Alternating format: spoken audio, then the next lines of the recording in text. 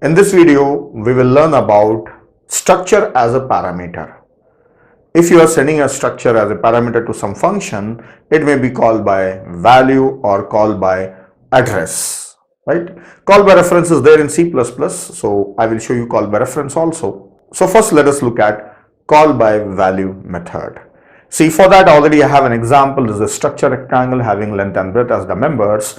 Then I have a main function having a variable of type rectangle and it is initialized with 10 and 5, so a variable is created with values 10 and 5. Now I want a function to calculate the area of a rectangle by multiplying length and breadth. So I want to write a function called area. So this function, the skeleton is already here. Now what I should pass from here? Shall I pass length separate, breadth separate? No need. You can send the structure itself. Yes, that is the benefit of structure.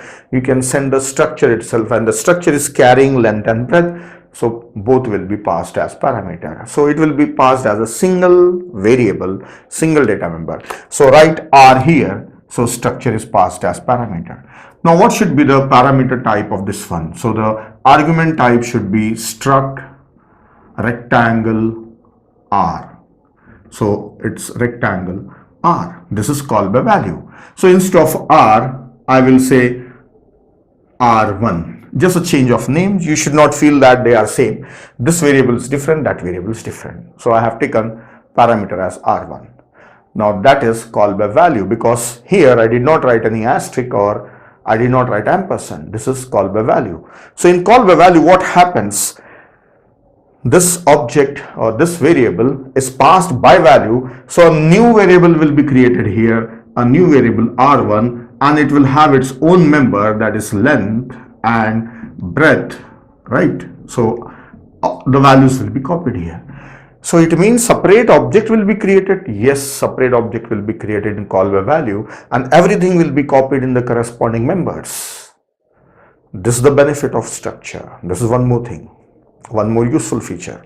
Now here what I want to do, just calculate area. So I have to multiply length and breadth. So directly I will write down return. I will directly write in the return statement R1 dot length. So R1's length, right, into R1's breadth, R1's breadth. That's all. It will return the result and this printf will print it. This is call by value. Now one thing, inside this one, if I make any changes, if I say R1 dot length plus, if I modify length before returning, so this becomes 11. So will it change this one? No, it will not change that one. It is called by value. So the actual parameter will not modify. This is actual parameter and this is formal parameter. If you're making changes to formal, it will not affect actual, right? This is one thing. Now next I will show you call by reference. Call by reference. So for call by reference, I don't have to do anything much. It will be same thing only, and only the thing I have to do here is I should write ampersand R1. Now this is a reference. So a new object will not be created, but the same thing is called as R1 also. Yes, we have already learned about the references. So the same thing is called as R1, and you know very well that this will not be a separate block of machine code. It will be pasted at the place of function call. We have already learned about this. Only there I have to write ampersand and rest of the things remain same only. Then if I say R1 dot length plus, yes, this will modify. This will become 11. That same thing gets modified, right? So though for calculating area, I don't need call by reference. For calculating area, I need call by value because it is just supposed to read the values. So you should know very well that which function should use which method for parameter passing, right? So this needs call by value, but also I have explained you about call by reference, how to do that. Now in that reference, I can use dot operator. Yes, dot operator, simple as a normal object or normal variable. Now next I will show you call by address. So for that, I will change the function, right? I will write down another function for call by address. Now for call by address, I have changed an example. I am calling a function name as change length. Suppose I want to change this length, right? I want to make it 15. So I can make changes here also. I can make changes here also. No, I want it to be done by a function. I don't want to do anything inside main function. Like main function, we should imagine it like a manager, and he's having all his assistants, and he don't want to do anything by himself. He just want to assign the job to all his assistant. He knows how to do the work, what the work should be done. So every work he will assign to assistant. So we should imagine like this. So main function can change, but main function is not doing it. Assistant will do it. So that is change length function. So this, we want this function to change this length. So when you want some function to modify actual parameter, then it must be call by address or call by reference. So we are learning call by address. Let us write call by address. First of all, from here I should call that function. So yes, I should call that function change length, right? Then what is the parameter I should pass? Rectangle. By address, so I should pass ampersand address. So here what it should take it as a pointer. So struct rectangle pointer, right, star p. Then along with this also I should pass the new length. So let us say I want to make the length as 20 instead of 15, let us say 20. Then it should also take new length, so it is integer L. So it is taking by pointer. So when you call this function, how it looks like, this p is a pointer that belongs to this function and is pointing on this one. Now we have already learned pointer to a structure. So now you can see that pointer to a structure is useful in parameter passing also. I want to modify that length. So say p arrow, because for accessing this member indirectly using pointer, we have to use arrow. P arrow length assign L. So this length will be modified to 20. That's it. So this is how we can use call by address for the structure. So this type of thing I have used in my course. So whenever I am writing structure and function, so wherever I have to make changes in a structure, I am using call by address because I am writing C language code, right?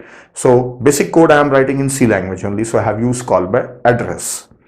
So from here I am setting an address, and there I am using a pointer, and by using arrow I am accessing the members. So you should be familiar with this code, and if you are comfortable with this one, then you can smoothly follow the rest of the topics, right? So this is the method for call by address. Now one more thing I have to show you. I'll remove this and I'll explain you. Yeah, one more thing that I have to show you. I have written a structure here having a array as a data member and one more integer data member. Two data members I have taken. Mainly array is important there. So we focus on array. Then here inside the main function, I have created a variable of that type structure test, and the name is t, and I have also initialized it. So it will have two members, array and n. So array, the size of an array is 5 and one more integer variable is there. So all are initialized. Now, can we send a structure as a parameter in call by value? Yes, call by value can send. But can you send an array as call by value? No. Array can be sent only by call by address. Already we have discussed this in previous videos. Then, but this structure is having an array. Can you pass this by value? Yes, structure you can pass by value even if it is having a array inside. So that's it, the important thing we are learning now. So here I have a function called fun, and I am taking it as call by value. So from here I am passing t. So whether it works, yes it works. So what happens when this t is passed? So again a new t1 is created with an array, right? And also n, and everything from here will be copied here, 2, 4, 6, 8, 10, and also value 5. Everything will be copied. So when a structure is passed by value, even if it is having an array will be created separately in the member and it will be filled. So imagine all these values has to be copied. Automatically it is done by the compiler. So this is time consuming. That is the reason compiler doesn't support arrays by value. They allow only call by reference. But if it is inside the structure, they support it. They have to do it. So this will be copied. Right? We are not copying it. Internally it's happening, means compiler will do this one.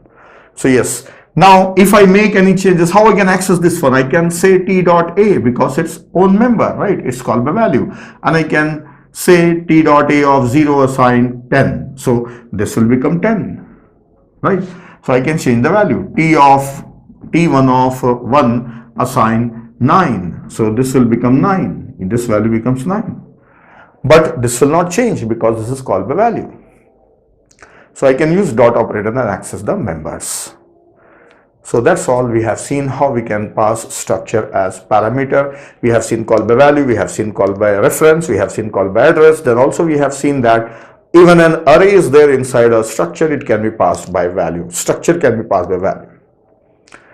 That's all in this video.